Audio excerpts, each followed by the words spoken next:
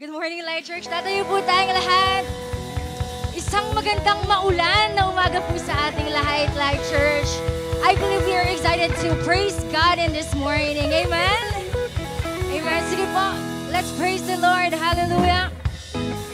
Thank you, Jesus, for this morning that you have given us. Praise the name of Jesus. This is the day, Lord, that you have given to us. We will rejoice. Hey, hey, come on, everybody, clap your hands for the Lord this morning. Thank you, Jesus. Come on, we sing. There's a light that shines with hope and grace, fills the sky with no mercy each day. We're alive. Let your glory pour out, Jesus. There's a joy that overwhelms our souls, 'cause we know our God is in control, overflow. Let your favor pour out, Jesus. This is the day that the Lord has made. We will rejoice and be glad in it. This is the day that the Lord has made. We rejoice and be glad in it. We rejoice and be glad in it. Hey! It's a joy that overwhelms our souls, 'cause we know our God is in control, overflow. Let your favor pour out, Jesus. Jesus, we say, this is the day that the Lord has made. We will rejoice and be glad in it. This is the day that the Lord has made. We rejoice and be glad in it. This is the day that the Lord has made. We will rejoice and be glad in it. This is the day that the Lord has made. We rejoice and be glad in it. We rejoice and be glad in it. Okay, come on. This morning we're gonna leave everything behind. We're just gonna focus in the Lord. Leave every anxiety, all of our worries. Let's all cast it out in the feet of Jesus. Come on, we sing. Leave behind what happened yesterday. It's today, there's a new thing happening. Leave behind what happened yesterday. It's today, there's a new thing happening. Leave behind what happened yesterday. It's today, there's a new thing happening. Leave behind what happened yesterday. It's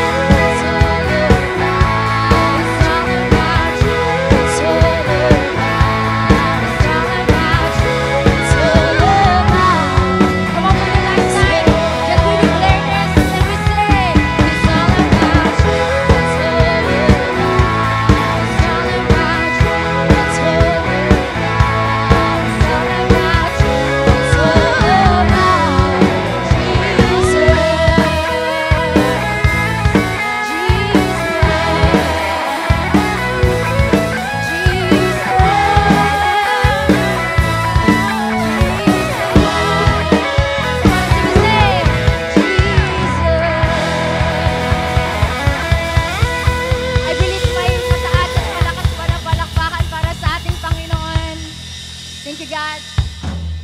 Hallelujah. We are so blessed this morning and I believe excited ka nang batiin ang katabi mo as we start our Light 16. Let's greet one another for this morning.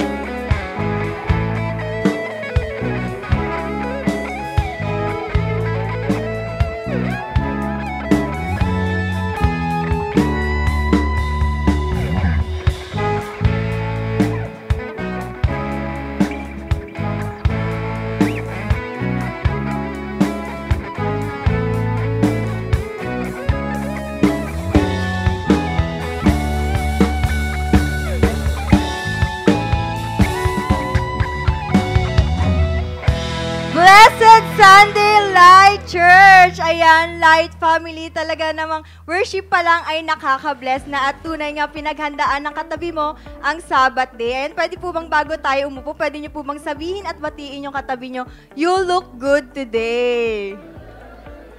Amen. At dahil dyan po ay makakaupo na po tayong lahat.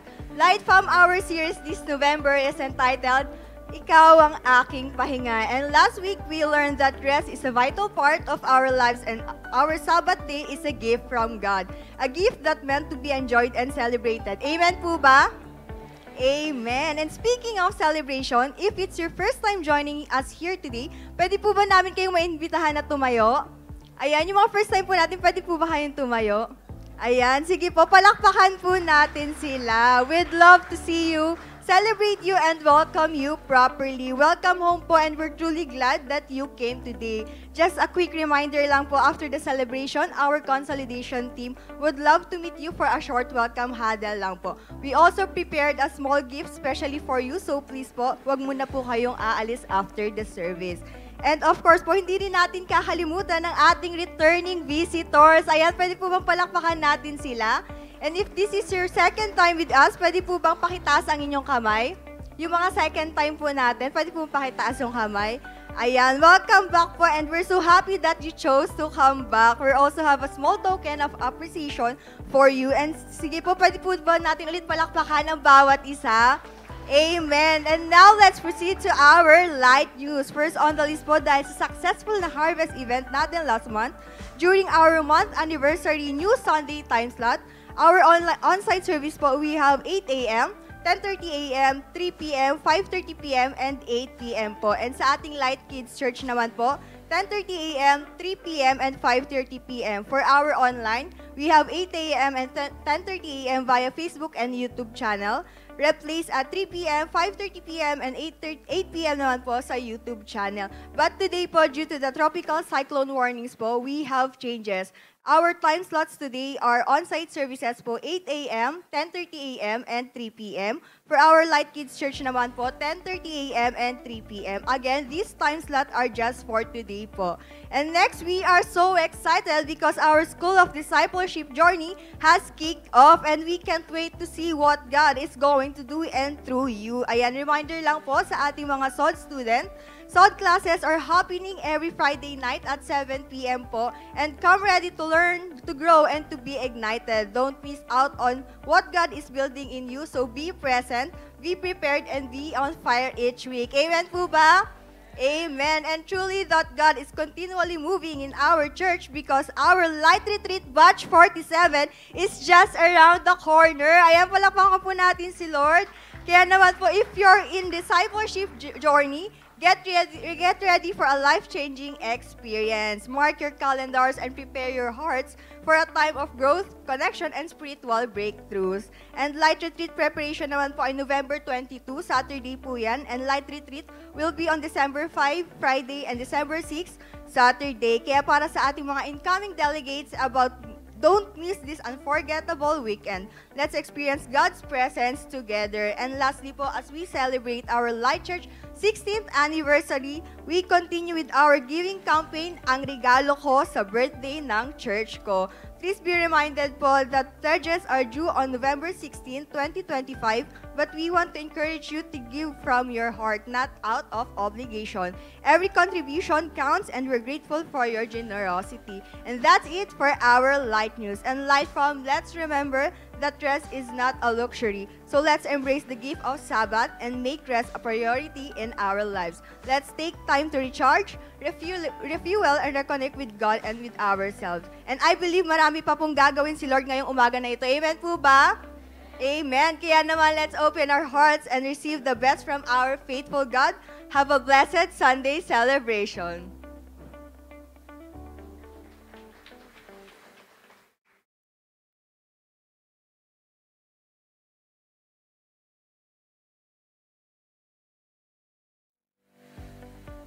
And po, no? So, magandang araw po sa atin lahat, Light Family. So, ayan, no? So, excited na po ba at ready na po ba tayong magbigay at magbalik kay Lord? Ayun, so sabihin po sa katabi mo, it's giving time. So, ayan po, no? So, before po dyan, so basahin po natin yung verse natin today. So, sabi po sa Ecclesiastes 5:4. So, sabi po dito, kapag nangako ka sa Diyos, huwag mong ipagpaliban ng pagtupad nito. Hindi nalulugod ang Diyos sa mga hangal, kaya tuparin mo ang iyong pangako. So, sa talata po ito, i-remind tayo ni Solomon na seryosong bagay ang pangako ng Diyos.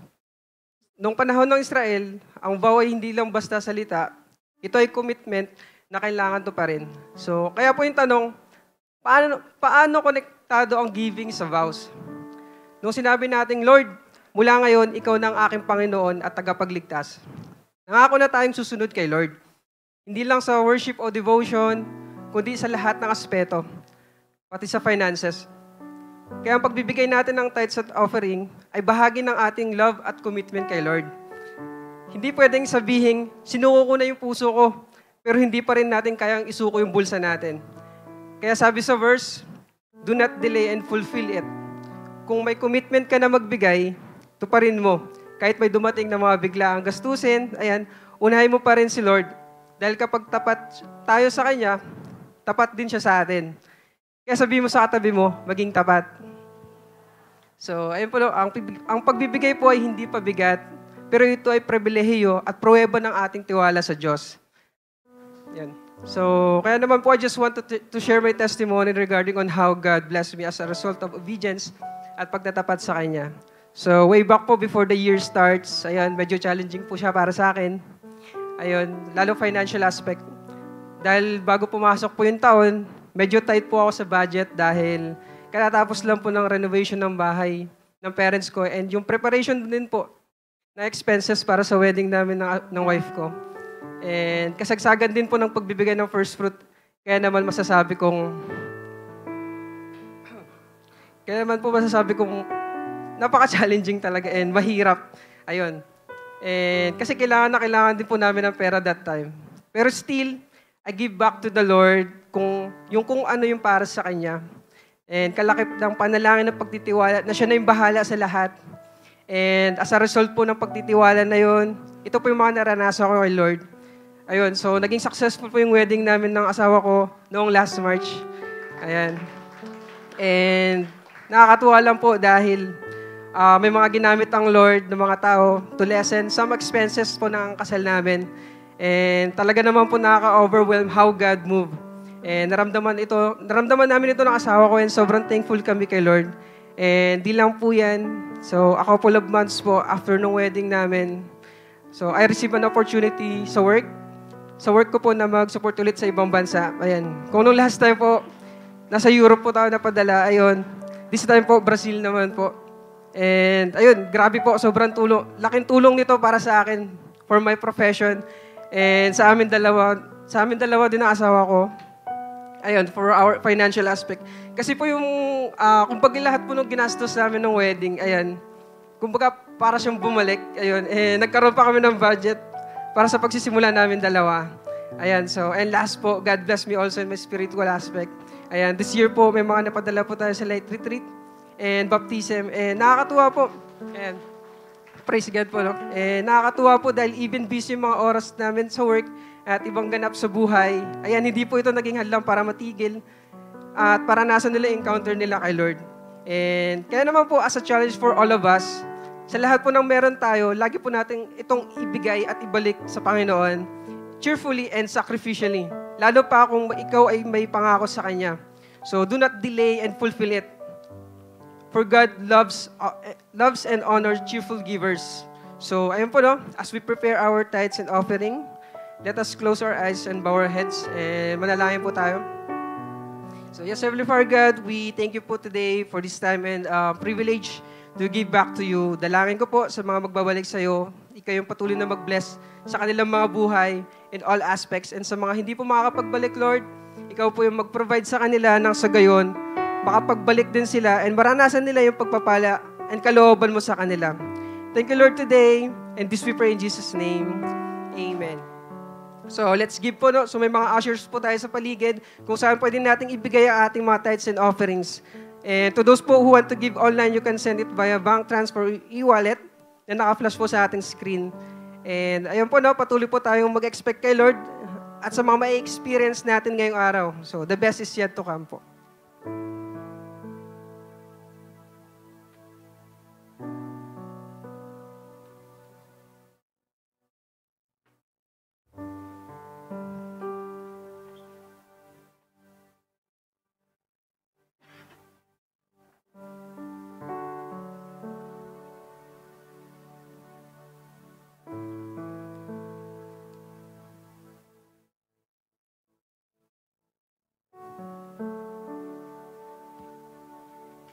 Ayan po, tatayo po tayong lahat. Sino po dito excited na mag-worship kay Lord? Amen po ba? So, before we worship God, I know someone here may be pagod. Focus sa maraming bagay sa career, sa pag-aaral. That we tend to forget na yung tunay na kapahingahan ay sa Panginoon lamang natin mahanap. Amen po ba? Come on, just surrender your heart to Him and lay everything at His feet. For God can do anything sa buhay mo. You know, He is our true rest. Jesus Christ, His presence. His presence is all that we need, all that we want. Kaya come on, lapit ka sa Panginoon.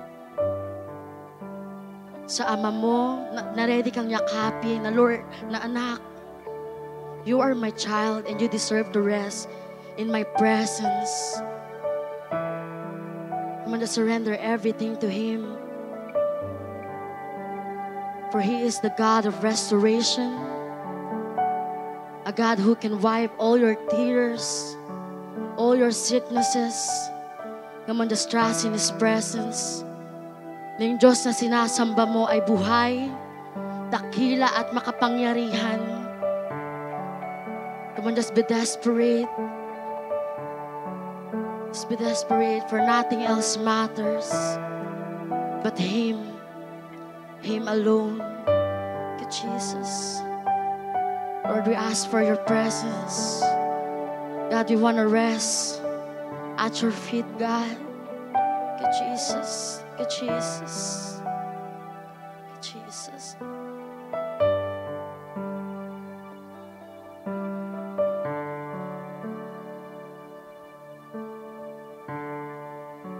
I'm caught up in your presence. I just want to sit here at your feet. I'm caught up in this holy moment. I never want to leave. Oh, I'm not here for blessings. Oh, Jesus, you don't owe me anything. Oh, more than anything that you can do, I just want you.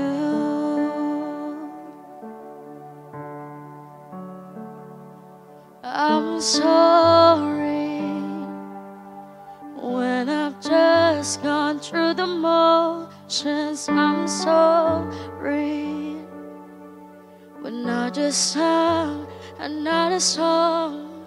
Take me back to where we started. I open up my heart to you.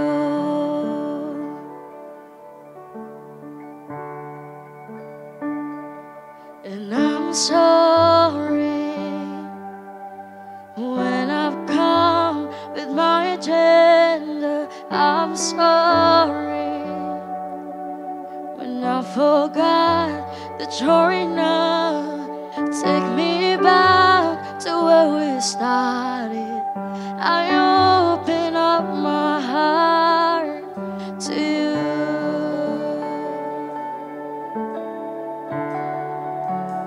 I'm caught up in your presence. I just want to sit here at your feet. I'm caught up in this holy moment. I never want to leave.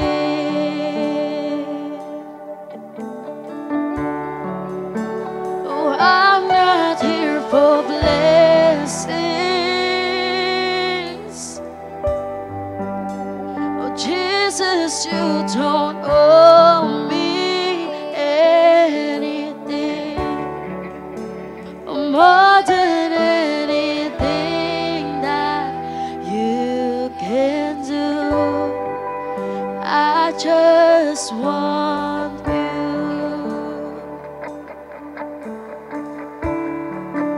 I just want you, nothing else. Oh, nothing else. Nothing else will do. I just want you. Come on, make this song as a prayer of your heart. And Lord, nothing else matters but you, Jesus. Nothing else will do. I just want you. Oh, nothing else. Oh, nothing else. Nothing else will do. I just want you. 'Cause nothing else.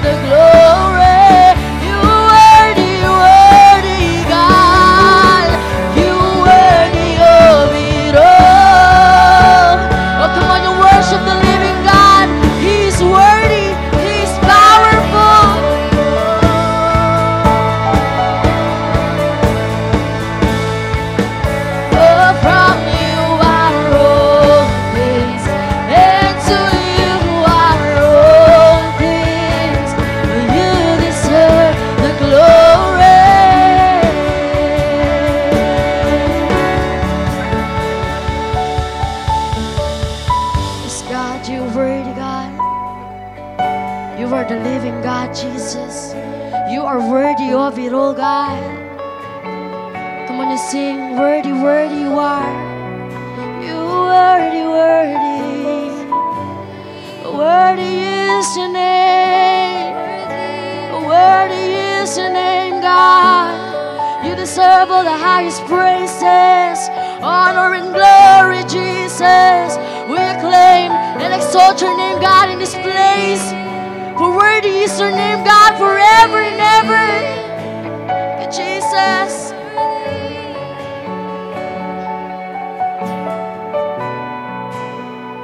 Worthy is your name, Jesus. Come on, just sing this song. You deserve all the praises. Come on, you open your mouth to God that He is worthy.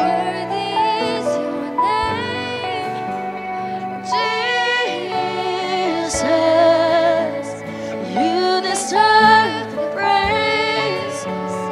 Worthy is your name. Sing, worthy you are. Oh, it's your name, God. Jesus, you're worthy, God. You are holy, holy, our God Almighty. Come on, just sing worthy.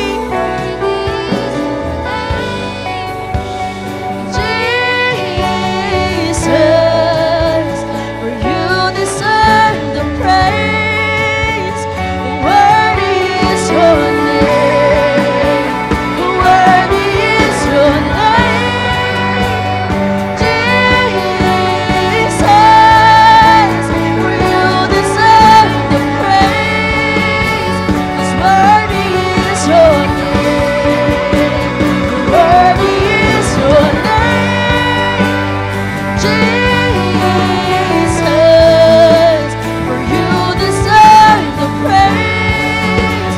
'Cause worthy is your name, Lord. You're worthy is your name. You're worthy, God. Oh, we lift your name, God, in this place. Oh, you are holy forever. We exalt your name, God.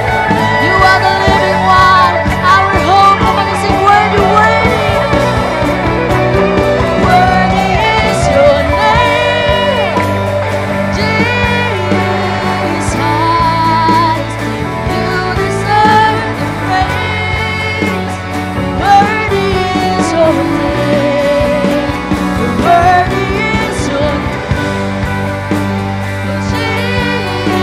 Jesus, for you deserve the praise. Worthy is your name. Worthy is your name, Jesus, for you deserve the praise. Come on, for the last time, let's sing worthy.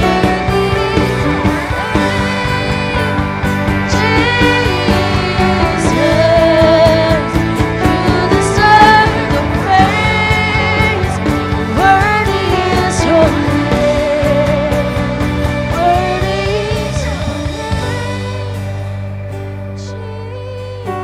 Come on, every voice is sing worthy. You deserve the praise. Worthy is your name. Worthy is Come on, you sing worthy to God. Jesus. You deserve the praise. Worthy is your name. Yes, God, truly, Panginoon. Your name is beautiful, God. You are holy, God, forever. Lord, there is no one like your power, like your love, like your grace for us, Panginoon. Lord, we give all the highest praises and honor to you because you deserve it, God. Kaya naman, Panginoon, let's continue, Panginoon, na pumasok sa aming mga puso at buhay, O God. Thank you, Jesus. All to you are the highest praises, honor, glory and exaltation. And in Jesus' name we pray and everybody say, Amen. Ayan po, malakas na palakpakan po para sa Panginoon. To deliver the Word of God, let's welcome Pastora Laarni Arcega. Amen. Ayan, palakpakan po natin ang Panginoon. Bago po tayo umupo, pwede bang sabihin mo sa katabi mo, masaya ako nandirito ka. Amen. Sige po, makakaupo po tayong lahat. Ayan, so happy Sunday po sa ating lahat. Pwede bang pakingitian ang katabi mo? Amen. Buti na lang sa kabila po ng hindi magandang panahon or pagbabadya po ng dumarating na bagyo ay nandirito ang katabi mo. Amen. Kaya nga po, hello po again sa mga kasama ko po on-site at ganun din naman po sa mga kasama ko online. Okay, so naiintindihan pa po ba ako? Nagsisimula pa lang tayo. Pasensya na, wala po tayong subtitle po ngayon. Okay, so gising na gising po ba yung katabi mo? Amen. Okay, since tayo po ngayon ay nasa series po natin na Ikaw ang Aking Pahinga. So dahil usapang pahinga po tayo, okay, liban sa presence ni Lord, ano ang ginagawa mo para makapag-rest? Okay, ano bang ginagawa ng katabi mo? Or ano para sa kanya ang rest? Okay, so sino po rito, taas ang kamay kung ikaw to ha, sino po rito ay ang rest mo ay manood ng series o movie? Sige po, pwede magtaas ng kamay kung kayo yun. Ayan, okay. Yung iba naman, sino rito, ang rest mo ay mag-out of town. Ay, taray, medyo may mga mapera't galante tayo. Yung iba, gusto naman ng iba, kaya lang wala daw silang budget. Yung iba naman, ang rest mo, mag-shopping sa mall or mag-grocery. Ay, kukonti lang, ilan lang. Okay. Or yung iba naman, ang rest mo ay makapag-jogging or makapag-gym. Yan, marami-rami. Okay. So yung iba naman po ay ang rest niya talaga matulog ng buong araw. Ay, maraming mga kulang sa tulog. Okay, pero paalala lang po sa mga kailangan ng tulog, wag naman ngayong matulog. Okay? O yung iba naman, ang rest mo, pahinga talaga sa gawaing bahay. Oh, may mga ilan. Okay. O ito na lang, nakatulala habang nagkakape. Yan yung rest mo. Okay. Or literal na talagang walang ginagawa the whole day. Amen. Or sino rito ang rest niya ay makaranas siya ng libre sa katabi niya. Sabi mo sa katabi mo, libre mo ako. Okay. So palakpakan naman po natin ang bawat isa. Grabe, may iba't iba tayong mga pahinga, okay? Kaya nga po, ang sarap sa pakiramdam na tayo po ay nakakapag-rest. Amen po ba? Amen. Kaya nga, alam mo na itsura ng katabi mo kapag kulang sa rest eh. Kaya buti na lang, tinan mo nga ulit yung katabi mo, nakapag-rest yan. Amen ba? Amen. Kaya nga po kung nung nakaraang Sunday, napag-usapan natin na ang Sabbath, ito po ay gift sa atin ng Diyos. This time naman for our part 2 ng series nating Ikaw ang Aking Pahinga, our topic is entitled, Jesus, the Lord of Rest. Palakpakan naman po natin ang Panginoon. So tatayo po tayong lahat at babasahin natin ang verse natin ngayon. Naku po, mangangalay ang katabi mo sa sobrang haba ng verse natin. Basahin po natin ng sabay-sabay Matthew chapter 12, verse 8. Ready, go. Amen. Sa Tagalog version, sige po, pakibasa rin. Amen. Okay, pray po muna tayo. Lord, salamat po sa araw po na ito. We thank you for your word kasi alam po namin na may bago kaming matututunan, may bago kaming malalaman at makikilala namin kayong lalo bilang kayo na Lord of Rest. God, excited ako kasi alam ko na hindi aksidente na nandirito kami ngayon at nalalaman, napapanood namin to online. Alam po namin na kinakausap niyo po kami ngayon personally. That is why, God, have your way in us. I pray that Holy Spirit may you give us wisdom sa mga oras na to. Kayo po, O Diyos, ang maitaas at gamitin niyo lamang po ko bilang inyong tagapagsalita. We love you, Lord. We praise your name sa pangalan ni Jesus. Amen. Sige po, makakaupo po tayong lahat. So yung binasa po natin sa Matthew chapter 12 verse 8, nga po pala ay si Jesus ang nagsasalita po dito mismo about sa Sabbath sa mga Pharisees. Kaya if you would notice po, ang verse na binasa po natin ay nagsimula sa preposition na for. Sabi nga po natin for.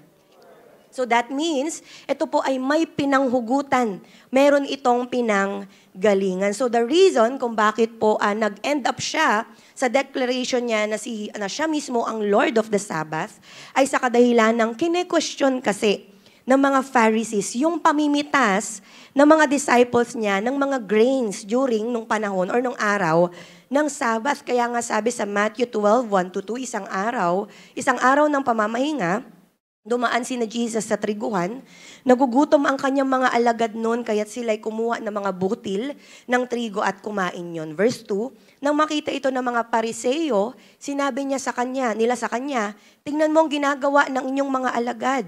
Mahigpit yang pinagbabawal ng kautusan sa araw ng pamamahinga. Okay, so talagang para po sa mga Pharisees, bawal ang ginawa ng mga disciples kasi according po sa pag-aaral, ang mga Pharisees po na ito, nagdagdag pa sila ng 39 main types of work na pinagbabawal during Sabbath. Grabe no, ang sipag talaga nila para magdagdag ng mga rules. Marami silang mga dinagdag na hindi pwedeng gawin na naging dahilan para ang araw ng Sabbath naging burden na lang sa marami sa kanila dahil nga sa dami ng mga rules na dapat gawin or sundin. Kumbaga, yung gift na ginawa po ng Lord para sa tao to rest, naging kabigatan na ngayon sa mga tao dahil sa dami ng mga dinagdag na human rules. So alam ni Jesus na hindi lang simple naninit na sa kanya itong mga Pharisees na ito dahil concerned sila sa Sabbath, kundi dahil hinahanapan talaga nila si Jesus ng dahilan para i-accuse siya of abolishing the law dahil karamihan sa mga ministries ni Jesus nangyari tuwing araw ng Sabbath. Okay? Kaya in response, sa paninita ng mga Pharisees, sa mga sumunod na verse, binanggit po ni Jesus yung ginawa ni David at ng mga pari sa verses 3-7 na sa 1 Samuel. Nung si David po ay sobrang nagugutom, pumunta sila sa tabernacle, tapos kinain nila yung food sa altar, okay, sapagkat yun na yung pinakamalapit na pwede nilang mapagkunan ng pagkain. So nakakain sila tapos nabusog and they still work in the honor of God. So sinasabi ba ni Jesus na dapat lumabag sa lahat o lumabag ang lahat sa law ng tao? Of course, hindi. Actually, ang sinasabi niyang ito sa mga Pharisees ay rebuke niya sa kanila sapagkat hindi nila naiintindihan yung ginawa ni David at even yung kawalan nila ng concern sa gutom ng kanyang mga disciples. Okay? So Jesus is telling them sa Mark 2:27 that the Sabbath is made for man and not man for Sabbath. So binabalik ni Lord ang mga tao sa tunay na dahilan kung bakit ginawa ng Diyos ang Sabbath rest. Ito ay hindi para pabigatan ang tao, kundi para makinabang ang tao. Amen? So the purpose of the Sabbath was to be a blessing and a day of peace away from oppressive burdens. Okay? Plus, according po sa Deuteronomic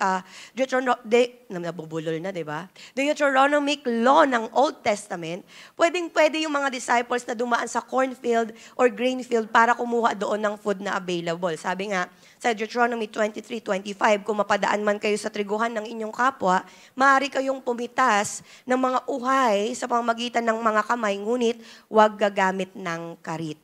So malinaw na hindi naging lawbreaker sina Jesus dito. So sadyang napaka-critic lang po talaga ng mga Pharisees sa mga ginagawa ng Panginoong Yesus. So dito na nag-end up si Jesus sa declaration niya na He is the Lord of the Sabbath. Kaya po, nasa katotohanan talaga, or in fact, parang bomba na naging pasabog sa mga Pharisees. Sabi mo nga, bomba. Okay, bakit po naging pasabog to sa kanila? At yan ang aaralin po natin ngayon. Excited po ba tayo? Amen. Palakpakan po natin ang Panginoon. Amen. Okay, so pag-aralan po natin itong dalawang significant messages of Jesus being the Lord of the Sabbath. Number 1, Jesus is the creator of rest. The authority. Sabi nga po natin authority. Sabi sa Matthew 12:8, for the Son of Man is the Lord of the Sabbath. So nung sinabi po ni Jesus na for the Son of Man, He was referring to Himself. Sarili po niya ang tinutukoy niya dyan. And He is the Lord of the Sabbath or ng rest. Ito ay isang shocking statement na beyond sa comprehension ng mga Hudyo. Sapagkat alam ng mga Pharisees na ang Diyos na nag-create at nag-create at nag-ordain ng Sabbath in Genesis chapter 2 verse 3 at Diyos din po ang nag-demand, Diyos din ang nag-command sa mga Israelites to remember the Sabbath sa Exodus 20 verse 8 to 11. Kaya nga po kasama po ito sa Ten Commandments. Amen po ba? Amen? Kaya po kung sinabi ni Jesus na He is the Lord of the Sabbath, He is saying na He is God. Amen? Ang Lord po from the Greek word kurios, meaning owner, master, supreme one, or sovereign. So since si Jesus po siya ang Lord of the Sabbath, siya yung sovereign creator at sustainer ng buhay. So it means He is above the law and the authority of the law of the Sabbath. So ibig sabihin nito, kiniklaim po ni Jesus yung karapatan to assert authority sa pagdetermine kung paano i-observe ang Sabbath sa kingdom ng Diyos dahil siya mismo ang gumawa nito. Naiintindihan po ba? Amen. Ni-reveal ng passage na to yung pagka-Diyos ni Jesus na dito pa lang, He equated Himself with God the Father, becoming God in human form. So gigil naman lalo yung mga Pharisees po dito sa Kanya. Kasi para sa kanila, blasphemy po ito. Okay? Ni-reveal po dito ni Jesus na He is the one who exercises authority even over the rules and regulations na nag-govern about sa Sabbath day. At siya, si Jesus na God in the flesh, at author ng mga laws na ito, at siya ang agent ng creation. Gaya nga ng sinabi sa John chapter 1 verse 3, through Him, all things were made. Without Him, nothing was made that has been made. Si Jesus din po ang tinutukoy mismo sa Hebrews 1:10. Ang sabi, He also says, in the beginning, hindi po in the beninging, okay? In the beginning, baka nabubulol yung katabi mo, okay? In the beginning, Lord, you laid the foundations of the earth, and the heavens are the work of your hands. So since si Jesus po ang creator ng Sabbath, lumalabas that the creator is always greater than the creation. Amen? So this is not simply a sense of entitlement, pero si Jesus ay dinedeclare niya yung katotohanan kung bakit siya ay maaaring itali or kung bakit hindi siya maaaring itali sa mga man-made rules ng mga Pharisees. And by saying this, Jesus is expressing the desire ng Diyos na makinabang ang tao sa Sabbath kung bakit nilikha ng Diyos ang Sabbath. So Jesus Christ is the Lord of the Sabbath day, the one who made all things. Amen po ba? So lumalabas na ang antithesis between Jesus and the Pharisees ay hindi lang sa magkaiba nilang concern sa tao, pero pati na rin yung pagkakaiba nila ng perspective sa Diyos. Kasi Jesus, through the Sabbath, expressed God's character of concern for His people, habang itong mga Pharisees naman na ito, through the Sabbath, tinitignan nila si God na petty at legalistic by burdening the people and not even allowing them to eat. Okay? So it's always the case, mga kapatid, na kapag hindi mo talaga kinikilala ang Diyos ng tama, mawawala rin tayo sa tamang application ng Kanyang mga salita. Tama? So the wrong perspective of who God is can lead to misunderstanding what He wants. Kasi pag di mo kilala ang Diyos, hindi mo rin siya ma-represent ng tama. So today, alam niyo po, napakaraming mga practicing religion. Iba-iba ang representation pagdating kay Lord. For example po, yung iba sa sobrang legalistic or sa sobrang higpit na mga practices, hindi na si Jesus yung nakikilala ng tao, kundi yung batas na ng tao. Tama? Kaya ang tao, kilala ang batas, pero hindi po malapit sa Panginoon. Yung mga ginagawa niya, para na lang sumunod sa batas. Pag tinatanong mo sila yung mga ibang mga religions, ba't yung ginagawa to? Ay, sinabi sa amin. Ay, kasi ganito talaga. Okay, so hindi dahil sa kinikilala nila ang Panginoon. Meron naman po kabaliktaran naman. Sa sobrang lousy, sa sobrang luwag ng tingin kay Lord, hindi na ginagalang maging yung pagsamba kay Lord. Nagiging sinihan na lang, nagiging restaurant na lang yung tingin sa time kay Lord na kung ayaw ng palabas, or may ibang lakad, di hindi napipiliin si Lord. Okay? So this is why today, binabalik po tayo sa tamang understanding kung para saan ang Sabbath in the first place. It is made for man for the glory of God. Na hindi lang po tayo nagsasabat para simple magpahinga, pero para makilala ang lumikha ng Sabbath. Amen? Palakpakan naman po natin ang Panginoon. Now, here's my question mga kapatid. Are we aware na si Jesus Christ po ay creator ng rest? Are we glad na ang Diyos po natin na sinasamba ay siya pala mismong author ng rest? Diba? Bakit? Kasi baka po may iba sa atin, we have the knowledge na yes, creator si Jesus. Siya ang creator mo, siya ang creator ng skills mo, siya ang creator ng talento mo, siya ang creator ng strength mo, or ano pa mang meron ka. Kaya may mindset po tayo na, ay, kinreate ako ng Lord sa family na to, kinreate ako ng Lord sa community na to, sa calling na ito, kaya gagawin ko to, gagawin ko yan, ibibigay ko to, etc., etc. Na wala pong problema sa mga gusto nating gawin para sa tao or sa ibang, or sa Diyos, or ibigay ang lahat, ganyan-ganyan. Kaya lang, baka we are having this tendency na malimutang hindi lang yan ang created ng Diyos sa atin. Because the Lord is also the creator of rest. Amen? So you know what that means? Ibig sabihin, ang tunay na pagpapahalaga ng Sabbath ay hindi lang tungkol sa pag-fulfill ng anumang batas o yung simpleng pagpapahinga sa sarili or para sa sarili. It means you enjoy the rest God created alongside the Creator. Ibig sabihin, hindi lang siya tungkol sa hihinto yung katabi mo, hindi lang sa ibig sabihin na walang gagawin yung katabi mo, tungkol siya sa intentional na pagpapahinga sa presence ni Jesus and wanting to be with Him sa rest. So it means kinikilala mong you are simply a creation. Nilikha lang ako ng Panginoon at nagre-rely ako sa Diyos na lumikha sa akin. Kaya kung nasaan siya, kung ano ang kalooban niya, sa araw ng iyong pagpapahinga, doon ka mamamalagi. Amen? Kaya yung pagdalo po ninyo sa church, ngayon na araw ng inyong na araw ng rest ng katabi mo, hopefully hindi yan kabigatan sa kanya. Diba kahit na nilalamig siya, kahit na tumitingin na siya sa langit, uulan ba? Pag uulan siguro, mag-o-online na lang ako. Matutulog na lang ako, hihiga na lang ako, kukumpletuhin ko na lang yung 8 hours of sleep ko. Diba? Hindi yan obligasyon sa kanya, hindi siya nabibigatan na gawin ito. Hindi na kailangan pang yayain o kaladkarin mula sa ground floor hanggang sa 3rd floor. Okay? It doesn't give you stress to go to church or spend time with God. Instead, you look forward to it dahil nagpapahinga ka sa presence ng Panginoon. Kaya nga, ganun yung attitude ng katabi mo, palakpakan naman po natin ang Panginoon. So lahat ng ito ginagawa mo para sa Kanya kasi yan ang pahinga ng kaluluwa mo.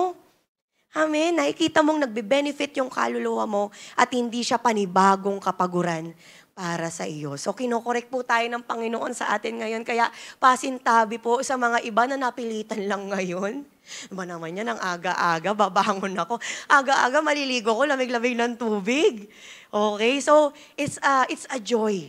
It's a joy na tayo po ay nasa presence ng Panginoon. Amen? That is why every time na napapagod ka, na-drain or exhausted, bilang magulang, perhaps, bilang may asawa, bilang anak, bilang worker, okay? Kaya baka may mga iba sa atin, sobrang pagod, di ba? Napapasayaw na lang, pagod, napagod, napagod, napagod.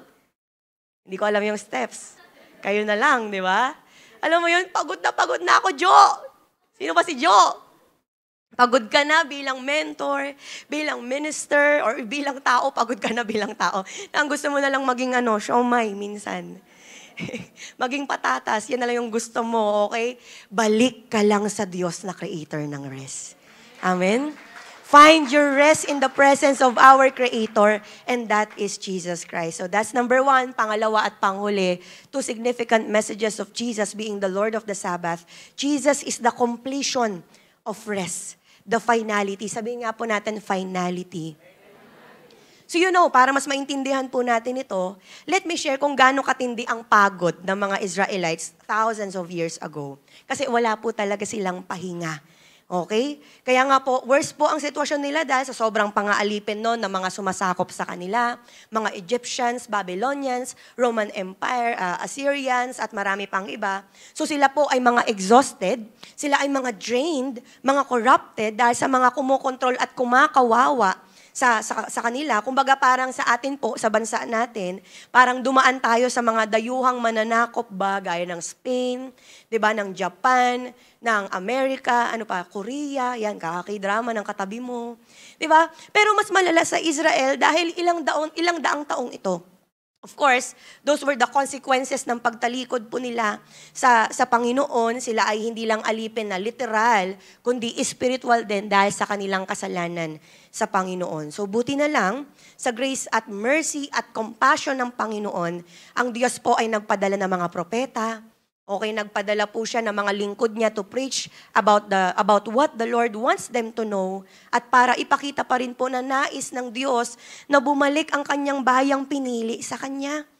So liban pa doon, mayroon pong a tabernacle, okay, kung saan na sa bawat kasalanan na makocommit nila, they can bring offerings doon as a sign of their repentance sa Panginoon so they can experience the forgiveness of God at maranasan din po nila yung presensya ng Panginoon. Kaya lang baka may tanong yung katabi mo, Pastora, ano bang klaseng offering yan? Yung ino-offer nila kay Lord, pledge ba yan? Okay, GCash ba yan? GCash? Okay, magkano ba yung binibigay nilang offering kay Lord? Okay?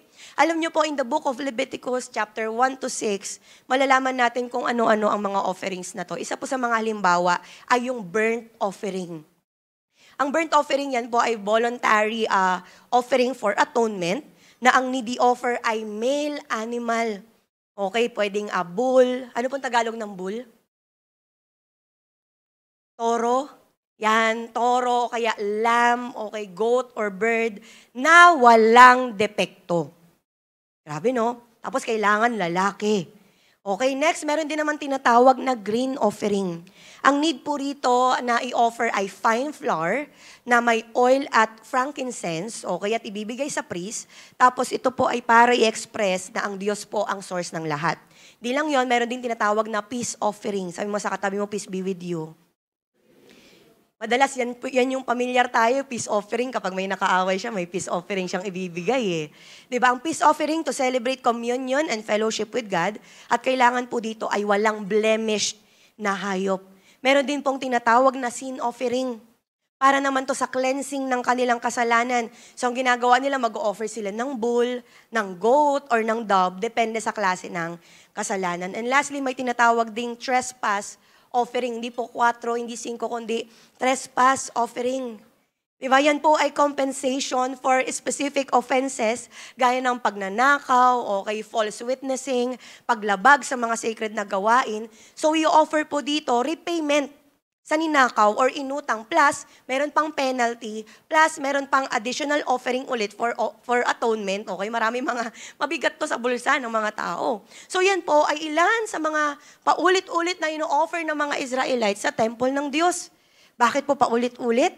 Kasi paulit-ulit din or non-stop yung pagkakasala ng mga tao.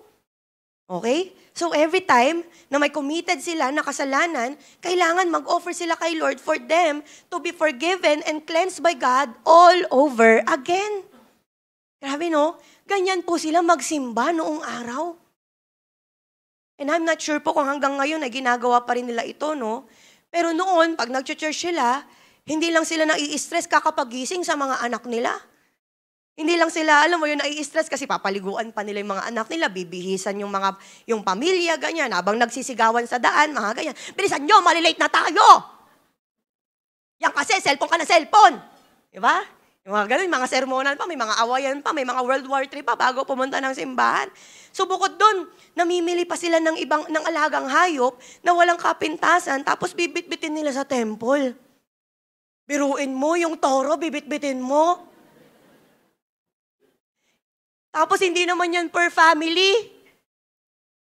Sabihin natin, baka nga ano yan, individual talaga yan, di ba? O kanya-kanyang bit-bit tayo dito Kanya-kanyang sakay sa jeep. Di ba? So imagine, kung ganun ang setting ng church po natin ngayon.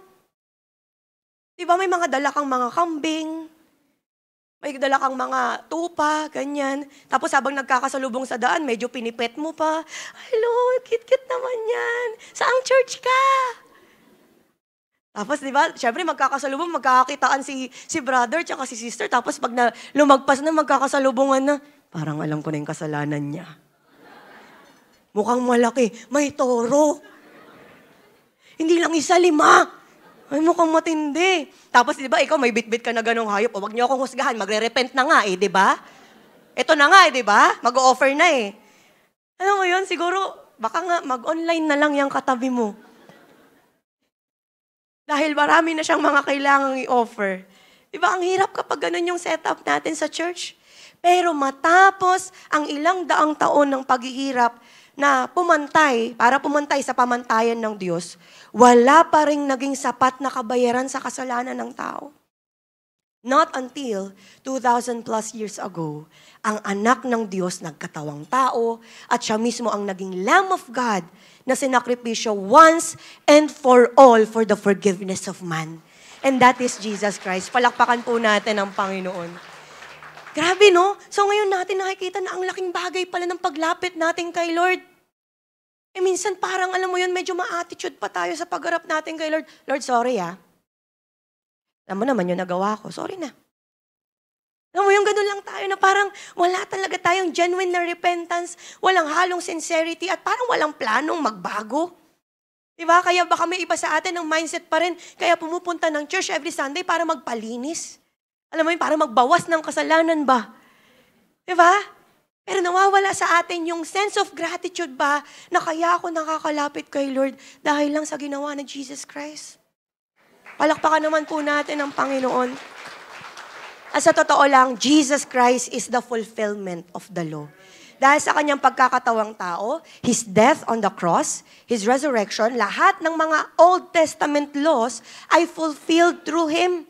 Ang pagdanak ng kanyang dugo sa cross ng Kalbaryo, naging sapat na alay para malinis ang kasalanan ng sangkatauhan. Para mas maintindihan po natin, pwede bang basahin niyo po ng sabay-sabay yung Hebrews chapter 10, verse 1 to 10. Ayan, medyo mahaba-haba. Samahan niyo po ako at basahin niyo po ng malakas at sabay-sabay. Ready, go.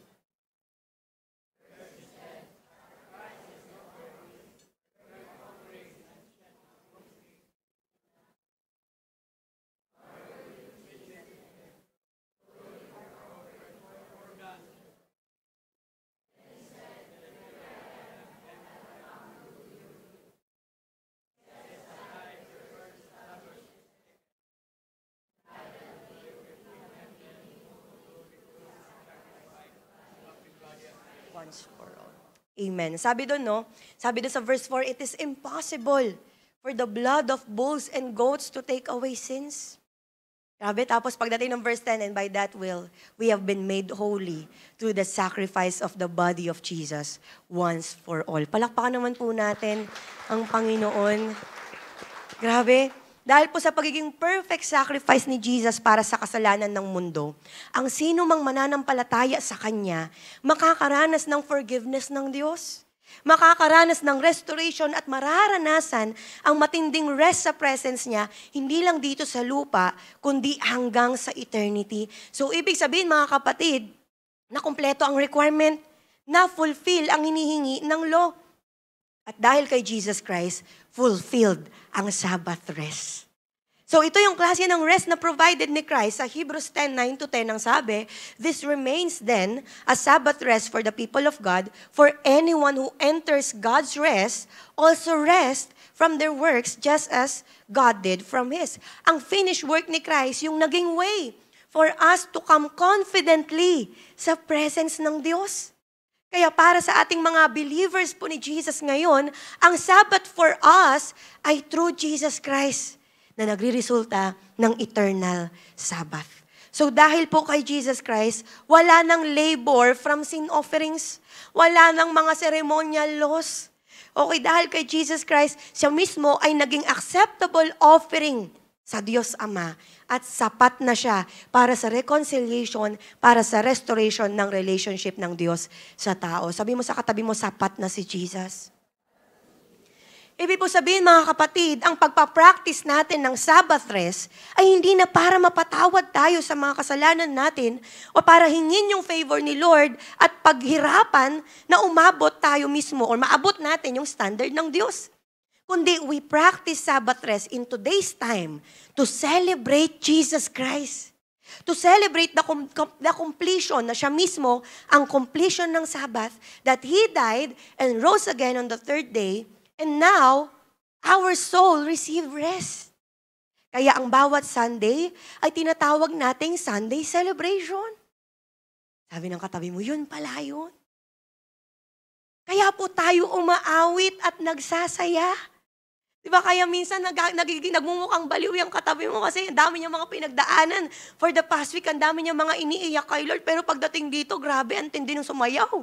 Ang tinding umawit na parang walang pinagdaanan. Kasi nga, tayo po ay nagsiselebrate. Kaya ang bawat rest natin is about offering praise to Jesus. Kaya po mga kapatid, higit pa sa sariling pahinga, Sabbath is about Jesus. It's all about Jesus and not about us. Amen? It's about the one who made it possible for us to experience the real rest for our soul. Kumbaga parang ganito, hindi ako totoong nakakapagsabat kapag natulog lang ako. Hindi ako totoong nakapagsabat kapag naggala lang ako o kaya kapag nag-family time lang ako or nag-me time lang ako, pero walang Jesus sa Sabbath ko. Kaya kahit pa yung katabi mo natulog ng 24 hours, grabe naman yung 24 hours. Alam mo, nagising ka na next day na. Okay, kahit pa yung katabi mo ay naggala sa pinakatahimik at malamig na lugar, gaya ng sementeryo, ay hindi ba doon? Diba kahit pa yung katabi mo ay kumain ng kumain, kung hindi kasama si Jesus sa Sabbath niya, hindi pa rin siya tunay na nakapagpahinga. Kaya mga kapatid, tandaan, there is no other Sabbath rest besides Jesus. And there is no real rest without Jesus Christ. Kasi si Jesus Christ ang completion ng ating pahinga. Palakpakan naman po natin ang Panginoon. So bilang panapos, ano po yung dalawang significant messages of Jesus being the Lord of the Sabbath. Jesus is the Creator. Okay, yun po yung authority and the completion ng ating pahinga or ang finality. Marami po tayong natutunan. Amen. So sa pag-aaral po natin ng Sabbath, we have learned na we are commanded to rest in the Sabbath. At sa Sabbath, that's the time that we commune with the Lord. And during our Sabbath, we rest from our works. Pero ngayon, we have learned na dahil kay Jesus Christ, kaya nakaka-experience tayo ng Sabbath, and it's because of Jesus, kaya we can commune with God, na in Christ, we find rest. Na walang tunay na pahinga kung walang Jesus sa buhay at sa araw natin. Therefore, mga kapatid, our Sabbath is no longer about abiding in laws, but it is about abiding in Christ, our true rest. Ang tunay na pagpapahinga is about abiding in Christ. Kaya po bilang application, isang bagay lang po, abide in Jesus, our true rest. Amen? Sa mga first-timers po or sa mga bagong mananampalataya po sa atin dito, mga kapatid, abiding in Jesus, it means having faith sa ginawa niya for us to be saved. Hindi dahil sa sarili mong efforts, hindi dahil sa mga ginawa mong mga mabuti or mga magaganda. It means no need to perform pagdating kay Lord. We have nothing to prove. Amen? Sapat ang ginawa ni Jesus for us to be acceptable to Him. Para makapiling natin ng Diyos sa eternity. Baka kasi yung katabi mo, Or tayo personally, lumaki tayo sa isang pamilya, sa community na kailangan may mga mapatunayan ka bago ka matanggap. Kailangan may mga gawa ka, may mga maipakita kang mga credentials, magagandang credentials, kumbaga para maging pasok ka sa pamilya na to, para lang maging proud yung mga magulang mo, or para maging ma-please mo yung mga tao sa paligid mo and all. Pero pagdating kay Lord, tandaan natin sapat si Jesus Christ.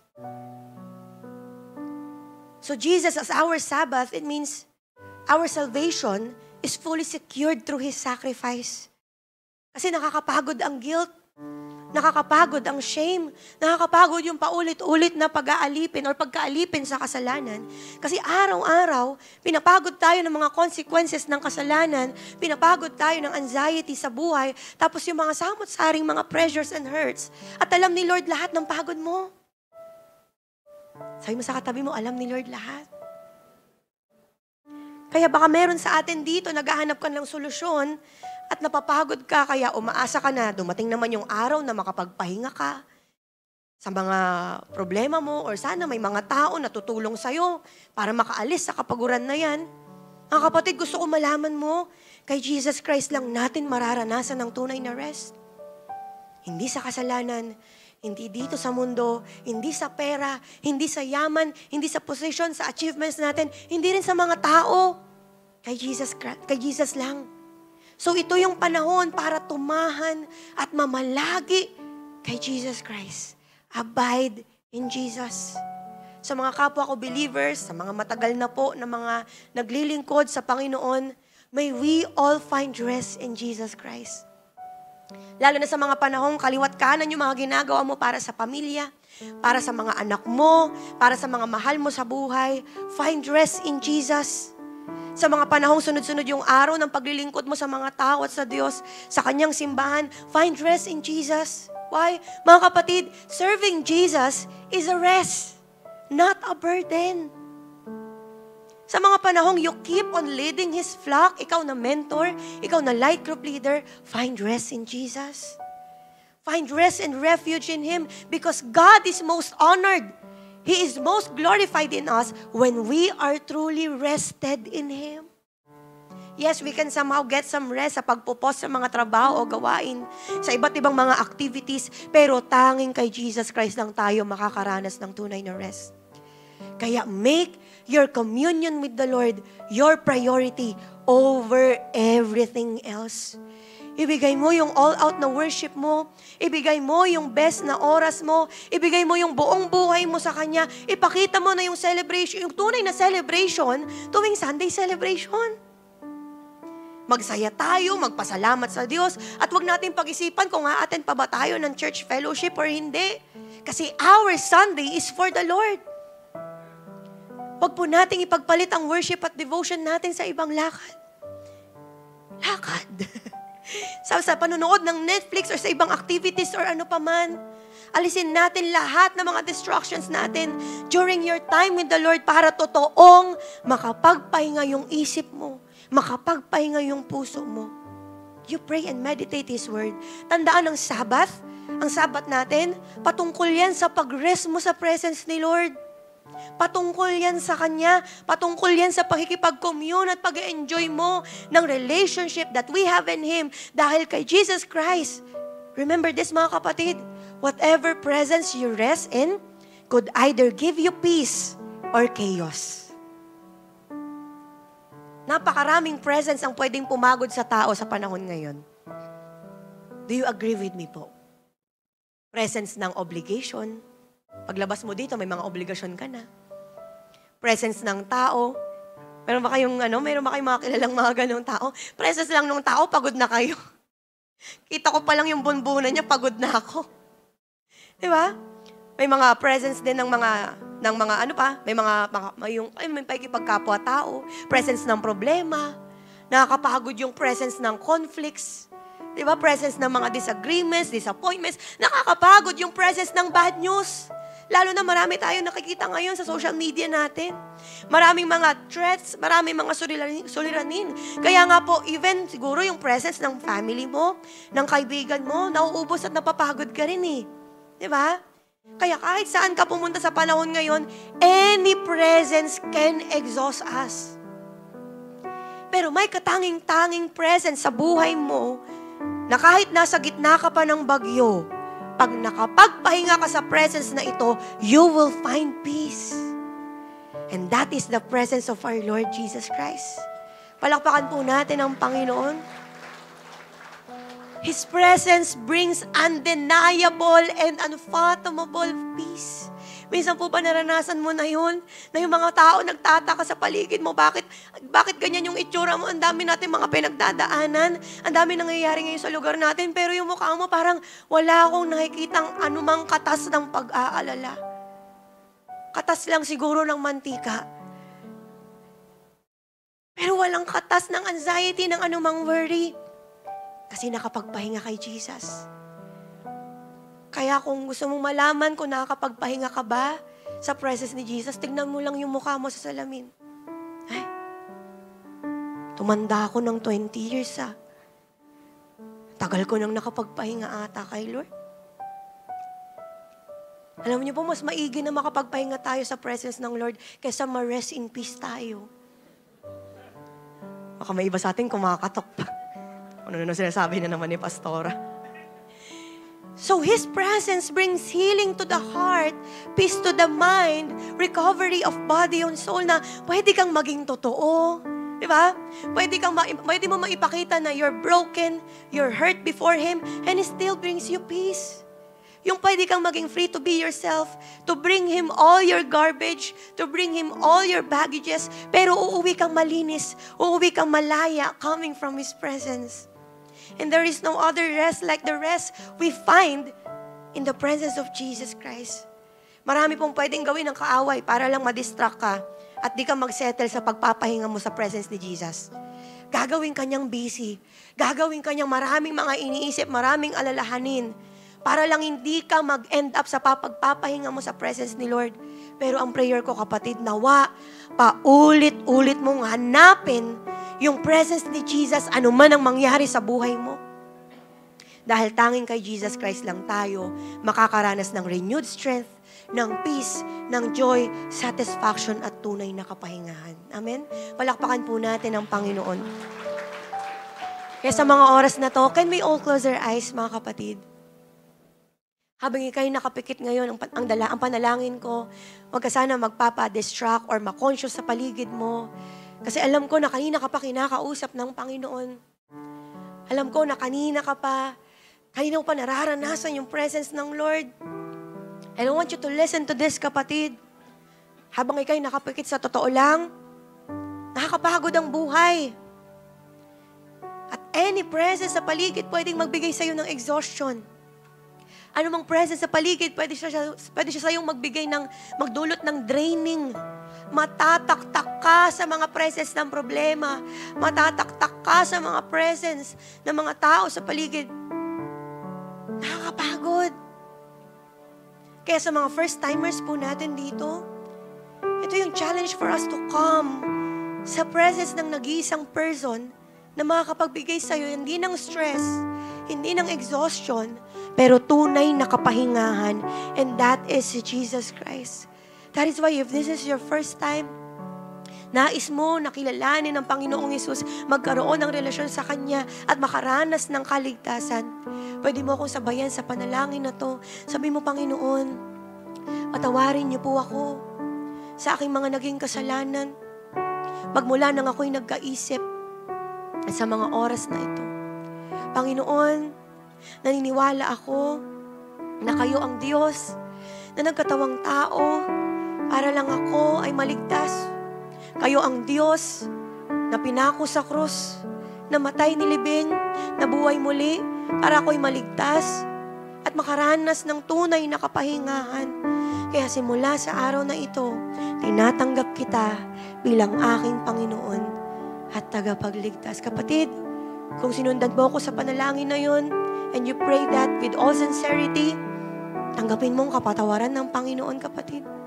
Tanggapin mo ang kaligtasan na dulot sa atin ng Panginoong Hesus. Tanggapin mo ang kapahingahan na mararanasan mo lang sa presence ng Panginoong Yesus. Hindi sa pahinga na nararanasan mo sa mundo. Hindi sa pahinga na nararanasan mo sa ibang mga bagay, ibang tao. Ito ang tunay na rest na mararanasan mo lang kay Jesus Christ. At sa ating lahat dito, sa mga kapwa ko believers, mga mentors, ministers, I know, marami sa atin ang mga nagiging cause ng sobrang pagod. Isa sa pinaka nakakapagod is to try to impress the presence of other people. Kaya minsan you get tired of meeting the standard of your mentor. Minsan napapagod ka na i-meet yung standard ng asawa mo. Minsan napapagod ka na i-meet yung standard ng pamilya mo. Kaya kinikip mo na lang yung image mo. So you keep everything in place na para lang hindi magmukhang chaotic ang buhay. Kaya lagi mo na lang minemaintain yung image mo. Yes, paulit-ulit kang nagsiserve. Yes, paulit-ulit na nagmi-meet ka ng needs ng iba. Yes, paulit-ulit na minimit mo yung standards or expectations ng iba. Just for you to look fine. Just for you to look okay sa paningin ng iba. Pero mga kapatid, listen to this.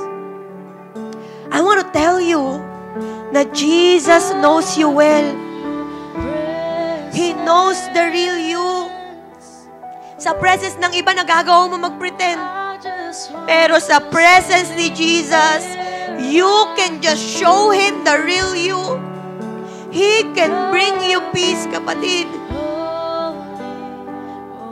He can bring you rest. All you have to do today is to come to Him. Your true rest, kapatid. Wala kang dapat patunayan. Wala kang dapat i-prove ngayon sa harap ni Lord. Wala kang dapat ipaliwanag. Baka kasi matagal mo nang nalilimutang mag-rest sa presence ni Lord. Baka you have been busy making a name for yourself. Busy ka na may mapatunayan. Busy ka na para walang masabi yung ibang tao. But today, listen to this. You have nothing to prove. Today, wala kang dapat na itago. You are free to come to Jesus. You are free to be just yourself. Just like sa unang beses mo siyang nakilala. That is why sa mga oras na to, abide kay Jesus Christ, our true rest. Come on, just rest in His presence. Sa mga oras na to, come on. Kausapin mo ngayon ang Panginoon. Magpahinga ka sa presensya ng Panginoon. Find rest in Jesus Christ, our true rest. Come on. Hindi tayo nagmamadali. Hallelujah. Just rest in Him. Feel the presence of Jesus Christ right now.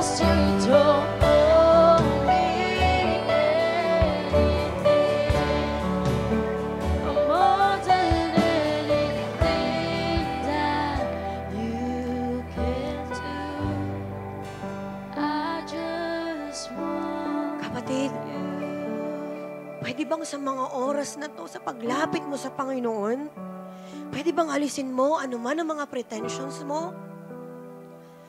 Pwede bang alisin mo yung mga pagpapanggap mo o yung image na matagal mo nang kinikip, minemaintain dahil natatakot ka na baka mahusgahan ka ng iba? Natatakot ka, baka makita ng iba yung vulnerability mo, yung kahinaan mo bilang ikaw na may asawa, bilang ikaw na tatay, bilang ikaw na nanay, bilang ikaw na mentor na disciple, bilang ikaw na matagal nang nagiging breadwinner, bilang ikaw na anak, bilang ikaw na matagal na sa journey na to ng Panginoon, baka matagal na panahon mo nang naipakita yung totoong ikaw sa presence ng Lord. Pero sa mga oras na to, habang ika'y nakapikit at dinaranas mo yung presence ng Panginoon, dalangin ko, lalapit ka kay Lord just like yung unang beses mo siyang nakilala. Ano ba yung attitude mo? Ano ba yung naranasan mo nung unang beses mong nakilala si Lord? Noong mga panahon na yon, wala ka pang ginawa para sa Kanya. Noong mga panahon na yon, wala pa tayong masyadong napatunayan sa ibang mga tao. Noong mga panahon na yun, it's just between you and the Lord. It's just your humility and brokenness before Him. Noong mga panahon na yon, yun yung time na para ka palang baby. na inaalagaan ng isang tatay. Wala pa yung mga positions mo, wala pa yung mga achievements mo, wala pa yung mga ibang mga tao sa paligid mo. It's just you and the Lord. Kaya I pray na sa paglapit mo sa Kanya ngayon, lapit ka just like nung unang beses mo siyang nakilala. Abide in Jesus, your true rest. Kapatid, sa pagpapakita mo ng tunay na ikaw, sa pagpapakita mo ng tunay na kahinaan mo kay Lord, makakaranas ka ng tunay na kalakasan. Sa pagpapakita mo ng tunay na vulnerability kay Lord, makakaranas ka ng comfort. Sa pagpapakita mo kay Lord ng anumang mga kinakatakot mo, makakaranas ka ng peace. Makakaranas ka ng revival. Makakaranas ka ng kapahingahan sa Kanyang presence. Kaya wag na wag mong palalagpasin ang pagkakataon na to na maranasan ang presensya ng Panginoon. Kaya this time, I rebuke ano paman ang mga distractions ngayon. I rebuke ano paman ang mga ginagawa ng kaaway para lang hindi mo maranasan ang presence ng Lord. But this time, do your best. Do your best to abide in the presence of God. If that is your prayer ngayon, pwede ka bang tumayo and raise up your hands? Have this heart na wala kang ibang i-desire maliban sa presensya ng Panginoon. Come on, raise up your hands. Stand on your feet. Hallelujah. Yes, Lord. There's nothing else.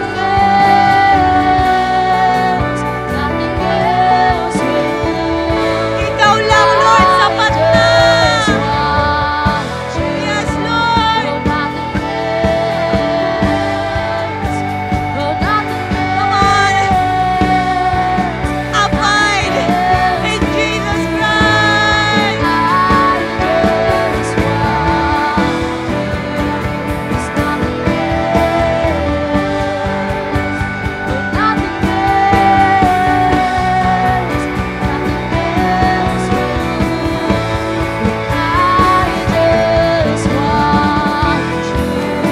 Come on, be hungry for more. Magutom at mauhaw ka sa presensya ng Panginoon. Ikaw lang, Lord. Sapat na. I'm longing for you. Sa iyo ako makakahanap ng tunay na kapahingahan. Hallelujah. Come on, feel the presence of God. Sa mga oras na to, Panginoon, I pray, makaranas ang bawat isa ng genuine na encounter sa presence mo. Genuine na encounter sa tunay na pahinga ng aming mga buhay. Yes, Lord. More of you, Lord. More of you.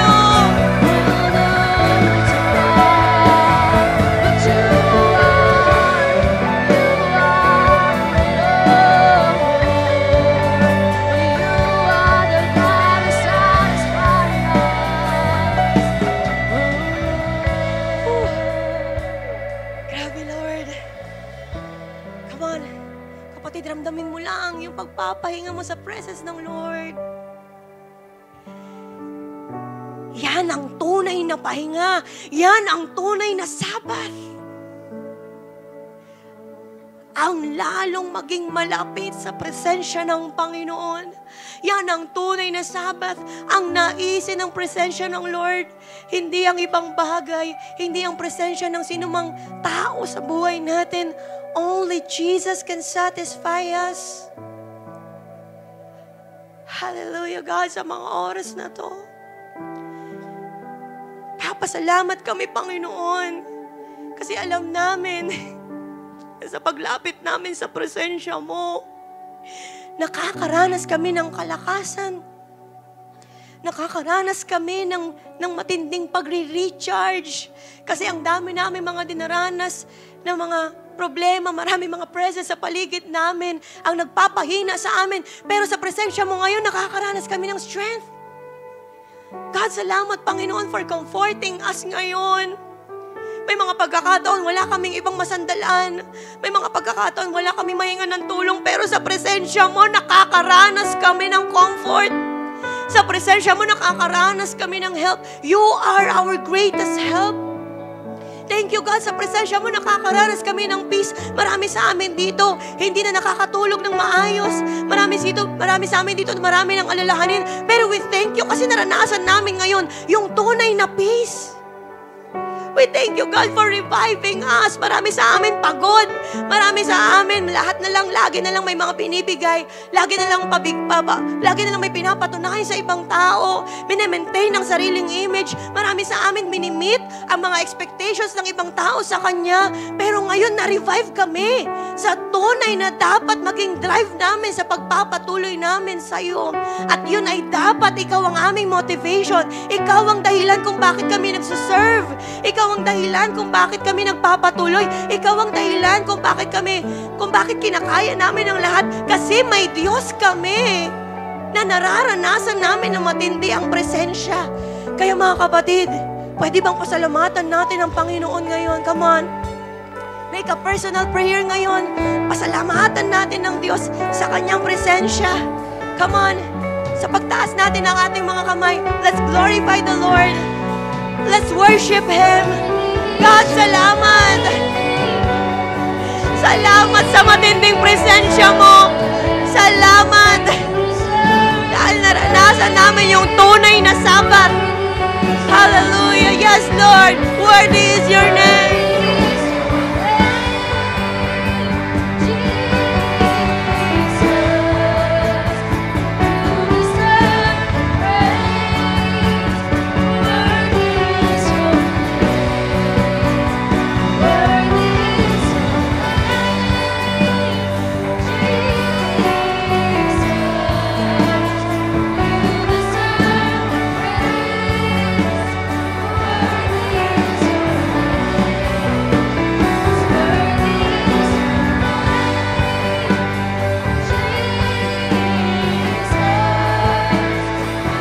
Come on, for the last time, sing with all your heart.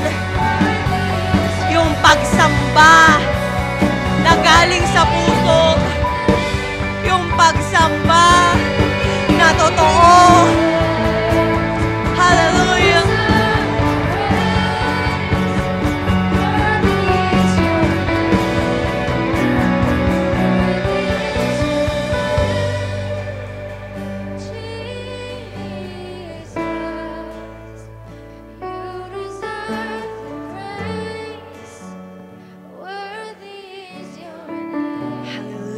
Maraming salamat po. Buti na lang nakilala namin kayo ngayon bilang Lord of Rest. Buti na lang may Diyos kami na mismong creator ng rest. May Diyos kami na mismong completion ng rest, God. Tunay nga na ikaw pa lang, ikaw ay talagang sapat na sa aming mga buhay. Presensya mo pa lang sapat na para mas lalo kami makapagpatuloy sa aming mga buhay, para malabanan namin ang mga pinagdadaanan namin. Kasi kayo ang kalakasan namin. Kayo ang dahilan kung bakit kami nakapagpatuloy. Kayo ang dahilan kaya kami nakakaranas ng healing, ng restoration, ng forgiveness. Kayo ang dahilan, Panginoon, kung bakit kami ay nakakaranas ng matinding revival. Kaya thank you, God, for letting us experience your presence. Your presence is enough sa buhay po namin. Ang presensya mo ay sapat dahil yun ang dahilan. Kaya po kami, Panginoon, ay nakakatayo at nakakapagpatuloy. Salamat, Panginoon, sa iyong presensya. We thank you, Jesus Christ, for dying on the cross, for resurrecting on the third day, para po kami ay talagang makaranas ng completion ng rest. Salamat sa kapatawaran, sa pagmamahal, sa grasya mo at sa mercy mo. Excited kami na mag-celebrate ngayon. We love you, Lord. We praise your name sa pangalan ni Jesus. And everybody say aloud, Amen and Amen. Sige po, ibigay natin ang best na celebration ngayon kay Lord. I believe there's a reason to celebrate. Come on, once again, a great clap of praise for our Lord. Eh, sa mga naman po nakita in offering at gusto po magbigay, yung basket po dito po sa harap. As we sing this song once again, come on. Our God is the Holy One, we sing. You are the Holy One. You are the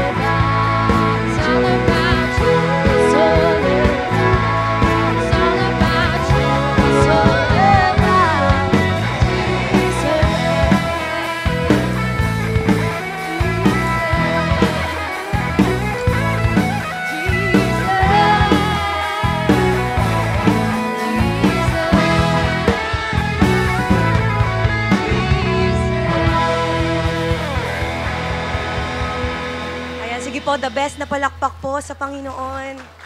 Amen. So sige po, taas po natin ang ating mga kamay. Pasalamatan natin si Lord. God, maraming salamat po sa ginawa po ninyo ngayong araw ng aming Sabbath. Salamat, God, for letting us experience your presence. Salamat, Panginoon. Nalaman namin yung mga dapat namin matutunan pa lalo. Nakilala namin kayong lalo. Mas naging intimate kami sa aming relationship po with you. At God, dahil po dito, hindi na po kami aalis in your presence. God, alam po namin ang application ay talagang gagawin din namin hanggang sa pag-alis po namin sa simbahan. Sa araw-araw, Panginoon, we will devote ourselves to you. Sa aming prayer life, sa aming pagde-devotion, God, wala kaming ibang nais liban sa mas lalo kayong makilala at mas lalo maranasan ng iyong presensya. God, sa mga kapatid ko po na nandito, I pray that may you continue to bless them, may you continue to anoint them.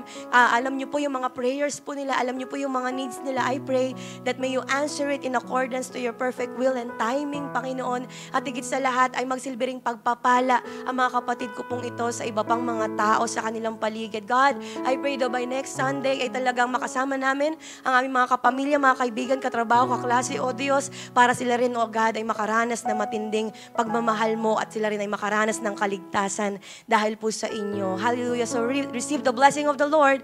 May the Lord bless you. May the Lord keep you. May His face shine upon you and be gracious to you. May the Lord turn His face towards you and give you peace in the name of the Father and of the Son and of the Holy Spirit. And everybody say aloud, Amen and Amen. God bless us po. Ingat po tayo sa ating pag-uwi.